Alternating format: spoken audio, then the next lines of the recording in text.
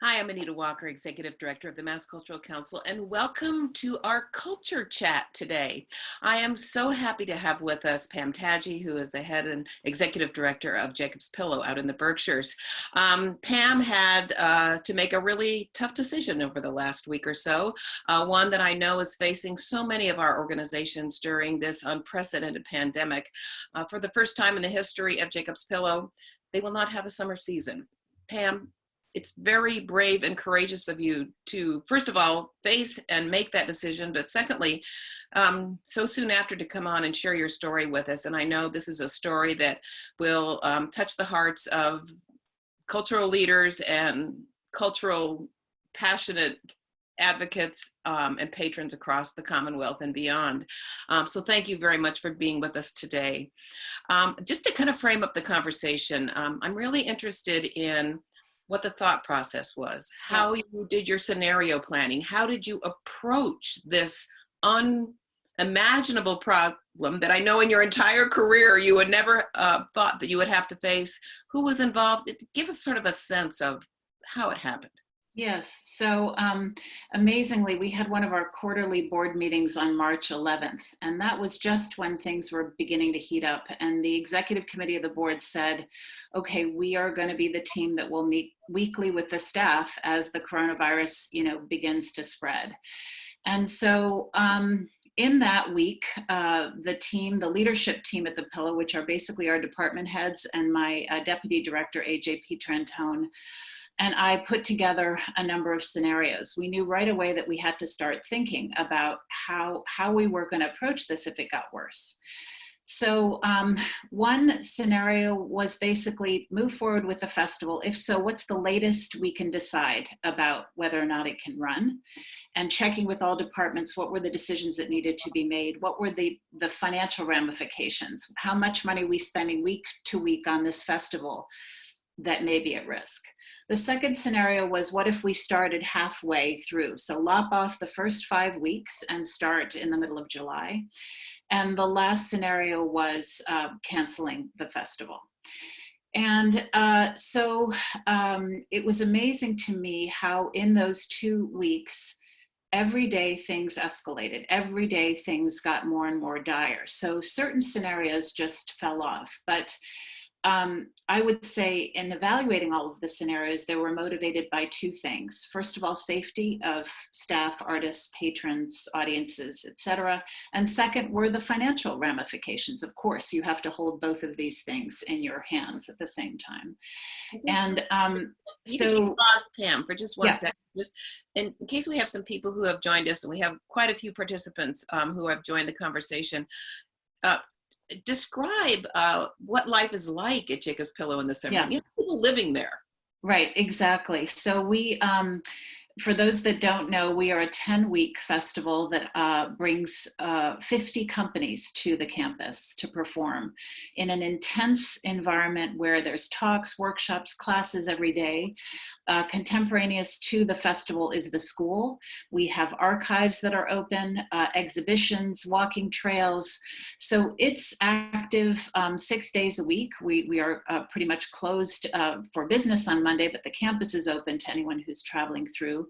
And we house over 100 people on our campus in very close cabin-like quarters. It's a rustic campus. It's 220 acres, 36 buildings. So yes, that's what we're talking about. In the 100 that live on campus, we have 33 interns. So this was also in the ether, right? All of the campuses that were closing at the time that we were making this decision. Our young dancers in our pre-professional program are the age of many college students. So those were things that were weighing on us. So I would say in looking at the financial end of things, we have certain fixed costs. In other words, we have 2 months of marketing that we have to do in April and May to make this festival work. And frankly, whether it's 10 weeks or 5 weeks, it's about the same. You have to put forth that effort. We have to fully equip the Ted Shawn Theater. It's an empty barn. So we load in lights, sound, hundreds of thousands of dollars of equipment to become the state-of-the-art professional site for dance presentation. So that's a big fixed cost, whether it's a 5-week festival or a 10-week festival. And in effect, when we ran the numbers for the 5-week festival, we lost a great deal of money. So that option was put aside right away, as much as we would have loved to have waited, had a bit more time. But the thing that really made it, and also the sort of the scenario A, which is run the festival but wait till the last minute to decide, what started to happen was, we are an international festival. 6 of the 20 main stage companies are international. The US is stopping processing visas. Companies coming from abroad are funded by governments that were closing off funding for touring, obviously. So we saw that part of our festival crumbling in this 2-week period. So that wasn't going to change. We didn't see that getting better anytime soon. And we can't run the risk of companies not having visas or not coming to the border and not being allowed in. So then it was, so how late can we decide? And then we started to look at modeling from other countries and how long the virus is lasting. And we looked at China.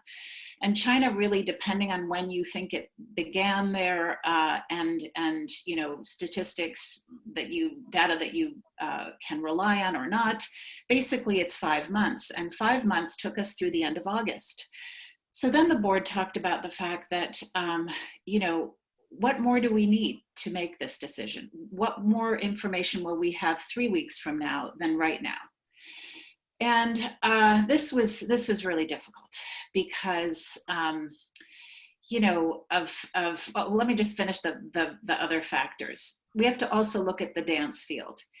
When the Martha Graham Dance Company starts laying off dancers, and that's one of the premier companies in this country, you can imagine what the rest of the dance field is experiencing.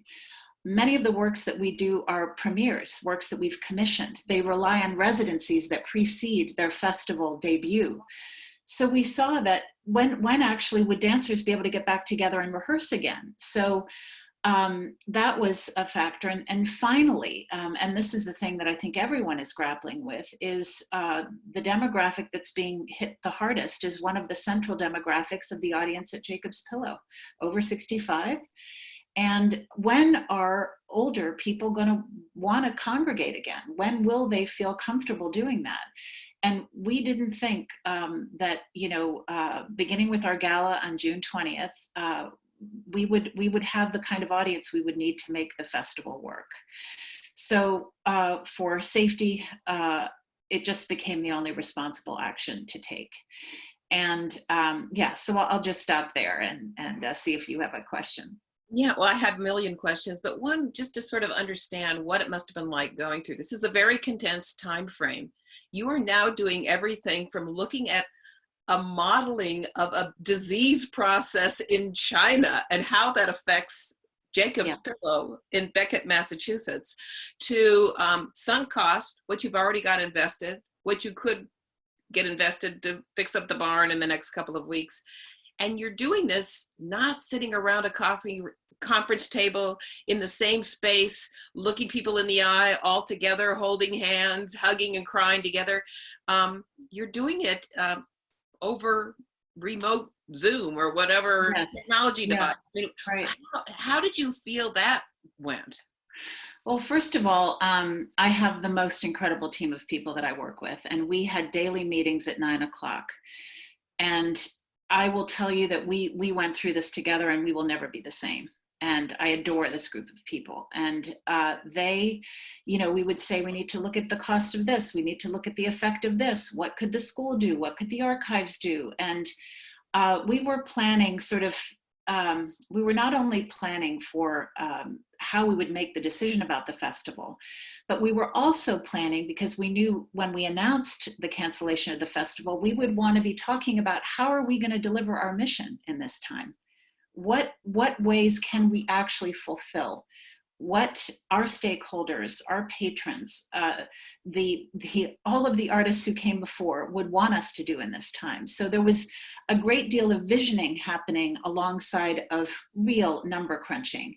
And that happened in these daily meetings, in one-on-one conversations between me and AJ. And I just have to say that anyone who is lucky enough to have someone who is as fluent in financial forecasting and in finance, it's someone like me needs that right hand, and I'm just so lucky to have his support. And I think it's what all arts organizations need right now, is someone who can work with them to do that kind of financial forecasting. So yes, it was done over Zoom. And then when we were making these grueling decisions about layoffs and who could we have go to part-time and pay cuts, it was all done like this, through the screen of the computer, and I'm in my spare room in my home, and I can't believe this is happening. So I'm looking at sort of three kind of buckets of things that you're working on simultaneously over Zoom in a crisis. Are we going to hold our festival or not? And how do we keep the organization financially sound? How are we going to keep engaged with our audiences in the absence of a festival and continue to deliver our mission?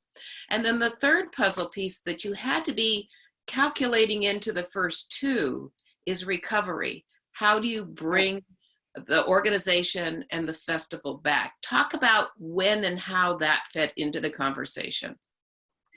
Well, I think this was very much in conversation with the board, right? So you want to mitigate the financial loss as soon as possible so that you can downsize, contract, hope that you can realize the contributed income end of your revised budget, because you will have no earned income to go into the pot.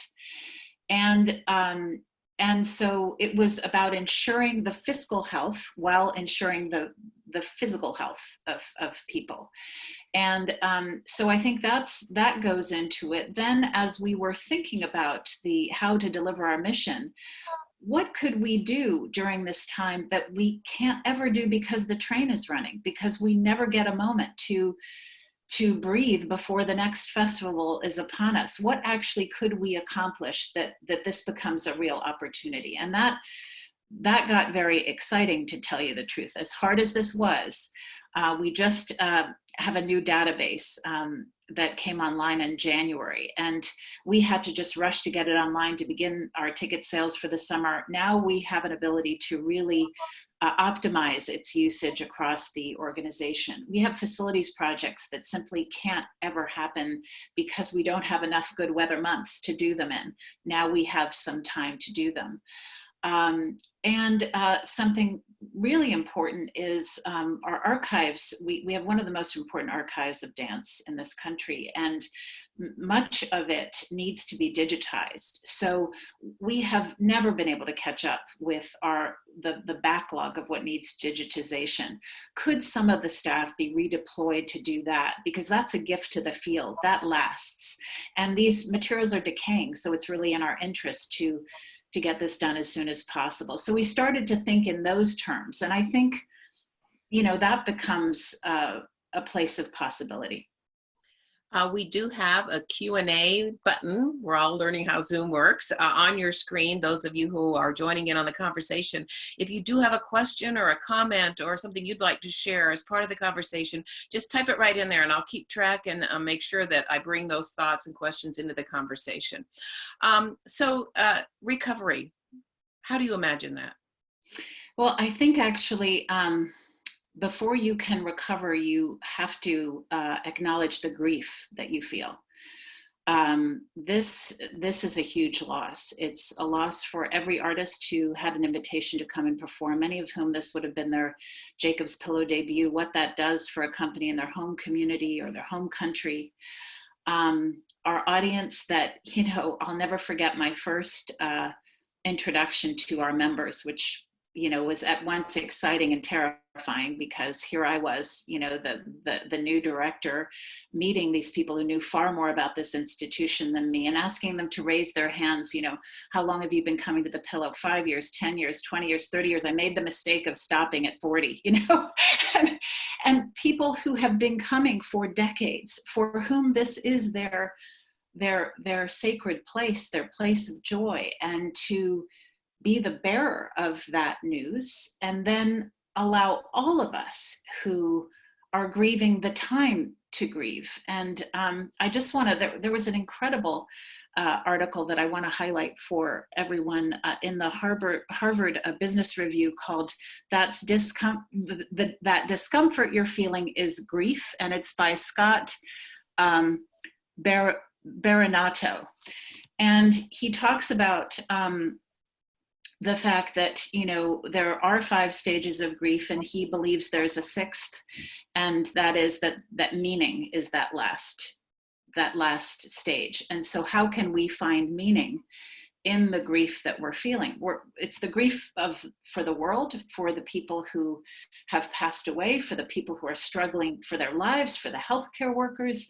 It's the grief for ourselves, for our lack of normalcy. And then, you know, we have the grief of this festival. So it's all of that we're feeling. So I think recovery can only happen when you really make sure you pause and process that feeling. And then, you know, the recovery is in actually, you know, sort of waking up as we did. We gave everybody a mental health day on Monday, and just were like, we've all got to take, you know, have a 3-day weekend and take a pause. And then we were putting a work plan together. So this is what we're going to do, real understanding of who's going to do what, and acknowledging the fact that we're doing that with, you know, half of our team gone. And that was the most tragic outcome of this, was having to disband this team of people who work so well together, who know this idiosyncratic thing that is the Jacob's Pillow Dance Festival. So that's been hard. You know, you really put a face and a voice on what's happened to thousands of our cultural workers across the Commonwealth as we've been doing our surveys. And for those listening, another survey has been issued today. Please sign up and fill out our survey, because it's the way we tell our story. The article that you referenced, Pam, we now have in the chat. So if you want to find the link to that, that's in our chat. But we do have quite a few questions coming in. The first 2 are pretty much identical, and it was one that I was going to ask you next anyway, from Catherine and Abigail. What has been the reaction of your donors and your subscribers? So first of all, I just, it has been overwhelming, the outpouring of care and love and understanding, and people really saying that, you know, we made the right call, even though we were really out in front of some of the other cultural organizations in the region. And, you know, we are offering our ticket buyers, we'd only been on what we call pre-sale to our members. So public sale would have been in April. So really it's our most devoted friends who had already purchased tickets. So we've asked if they will either, you know, take a refund, take a credit for next year, or you know, give their ticket purchase as a donation. And we've been really overwhelmed by that, that how many people have chosen to make a donation. We lopped off 50% of our income. We are going to have to find it somewhere this year. And so we're so grateful for people who have made that decision. And these are not little purchases. My director of philanthropy called me and said, do you know that this couple had purchased $4,200 worth of tickets, and they've given the entire thing to Jacob's Pillow? I don't even know how you can spend that much. So it was a big purchase, and I'm so grateful to everyone who has you know, who has taken the time to write to us. And I am writing everybody back. I just want to say I haven't finished yet, but it is so important to me that people took the time to read our statement, watch our video, and participate in this, because it's everybody's. Everyone is experiencing this collectively. A couple more comments from people who are joining us on Zoom. Christopher Duggan, I'm sure, speaks for everyone, who says, thank you, Pam, for acknowledging the grief. Heart. This is so huge. And Margaret Keller, who we know from CATA, is joining us today too. She says, thank you for speaking so candidly about your experiences. Can you talk about how endowment and or reserve funds played into your decision-making process, and how these will play a role in your recovery? Well, at this point, we have recalibrated our budget entirely. We went from an $8 million budget to a $4 million budget over the course of these 2 weeks. This new budget has a number of assumptions, including a rather large need for contributed income, as I said, because we won't have earned income. We have a lot of fixed costs, 36 buildings, 220 acres, the remaining staff that we do have, the maintenance, et cetera.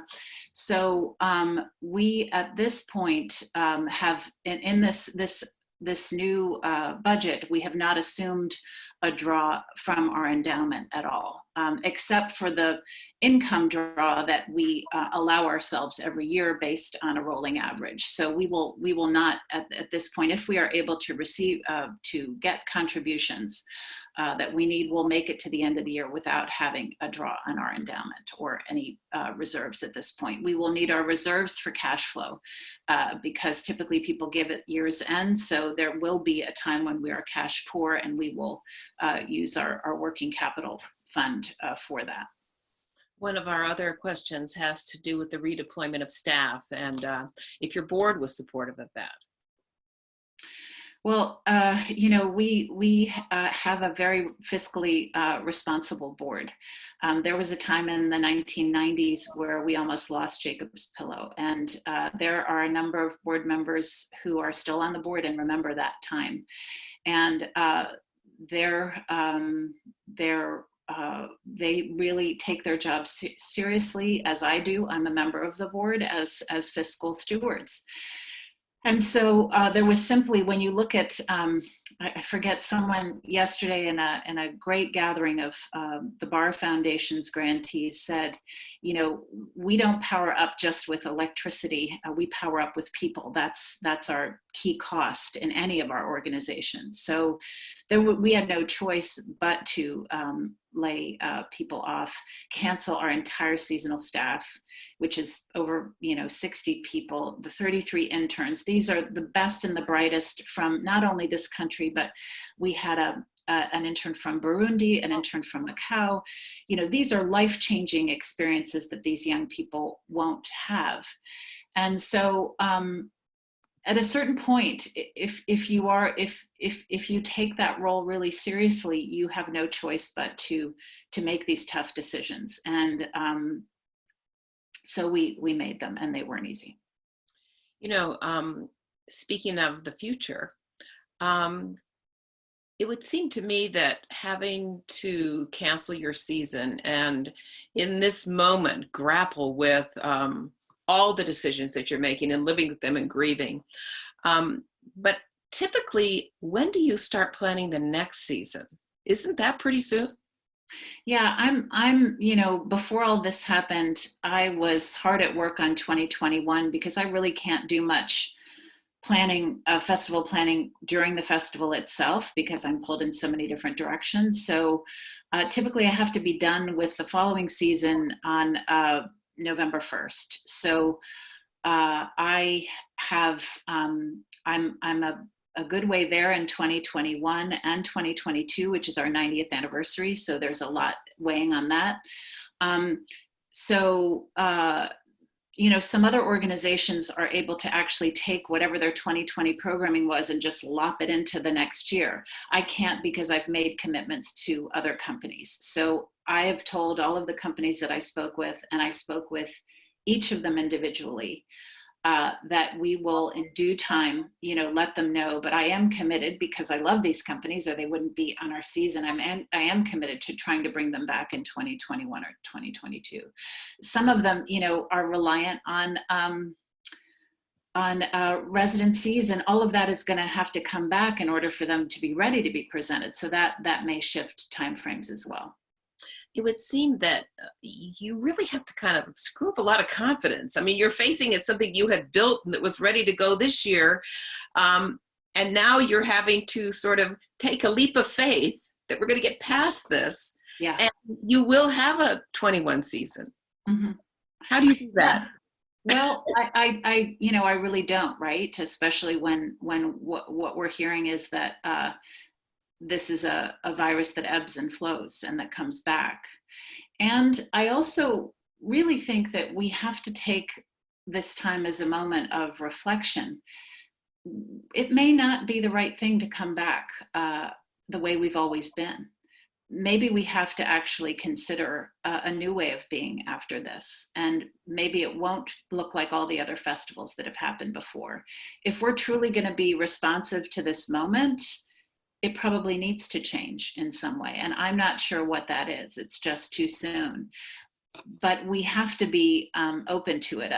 Someone else on the call yesterday said, it's a waste of time to sit around waiting for things to go back to normal. They won't ever be normal again.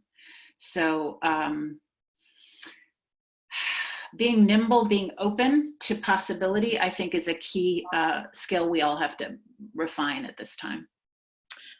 As you go through these next weeks and months, how are you keeping in touch with your audiences, with your donors, with people who are not going to be able to actually make the trip to Beckett and have that connection through dance that has been so important to their lives all these years? What are some of your strategies about staying connected? So we are so lucky because we have this online platform that's existed for years, Jacob's Pillow Dance Interactive. So we are sort of blowing that out. And we are having what we're calling Virtual Pillow. And that will be a weekly series of events, conversations with what we've said is that we want to highlight Festival 2020 artists. We want to shed light on these companies that we love. We will have our Pillow Talk series, which is curated by Norton Owen, and we will do that again. We also, I've sort of, in terms of sort of the Jacob's Pillow, how we're going to be different is we have to be quintessentially Jacob's Pillow. So we'll be planting our gardens this summer. By the way, we hope to open the campus whenever we're allowed to so that people can visit, and there will be exhibitions in our lobbies, and our welcome center will be open. There'll be tours. And so what we really want to make sure is that people experience. We'll have our gardener do a virtual tour of the gardens and tell people, what she's planted and why, and some of her tips. And so that we can actually bring some of that quintessential pillow feeling into people's homes. I also, by the way, have announced in my statement that if it's safe to gather again in August, we will find some way to bring people together before the summer's out. We're not sure what shape that will take, what we'll be able to afford to do, but part of fulfilling our mission is bringing people together. It's live performance. It's the visceral feeling of human capacity in action. And you can't do that without being there. And so how can we, I hope that there's a way that we can do that, but we haven't committed to anything because it wouldn't be responsible to right now. Your storytelling and your sharing is really resonating. Jill Sandel wrote, thank you so much, Pam. We had to cancel our spring concert series on Nantucket, which is a teeny tiny compared to your dance festival, but we're trying to reschedule for the fall to coincide with our fall arts festival. I am also a garden club member. We made a very difficult decision to cancel our August House and Garden tour. It was heartbreaking, and I really appreciate your acknowledgement of grief in all this. That's from Jill from the Nantucket Arts Council and Cultural District. I think one of the things that this conversation has really illuminated so powerfully for me is that in a way we're all sharing the same stories, and your willingness to tell yours is part and parcel of our supporting each other. Right. Genevieve Dave wrote, thank you again for the chats. We do them 2 or 3 times a week, as often as we can. It feels really important to be connected in this way with art and culture sector in Massachusetts during this difficult period. This has been a great format. It was illuminating, inspiring. That's from Genevieve Day with the Fenway Alliance. And so I want to let all of our people who have joined us today know that we will continue to make this chat available as often as we can convince somebody to come on and join us, tell the story. There are stories of resilience, and yours is a story of resilience. It may have started as a story of having to cancel the festival, but everything you've really talked about is how you personally, your team, your board, and your people, your audiences, the people who love Jacob's Pillow, are by nature resilient. I like to think about, I get asked all the time, what's going to happen to our field? What's going to happen to our organization? Sort of an emphasis on how many will we lose? And the way I think about it is, dancers will dance, artists Yes, will make art, musicians will make music. You can't stop it. that's right. That's right. But to your point, the format, the way we do it in the future, the way we navigate a new environment, that may be different, may not look exactly the same, but there will always be dance. Won't Yes, absolutely. And in the words of our founder, Ted Sean, dance we must, is what he said. we must. Pam Tatge, thank you so much. You have been a powerful guest and a wonderful teacher, I think, for all of us. Thank you for joining us on Culture Chat today. Thank you. Thank you, Anita. Thanks for doing this and for all you're doing to sustain the arts in our Commonwealth. Thank you. Bye-bye. Bye-bye.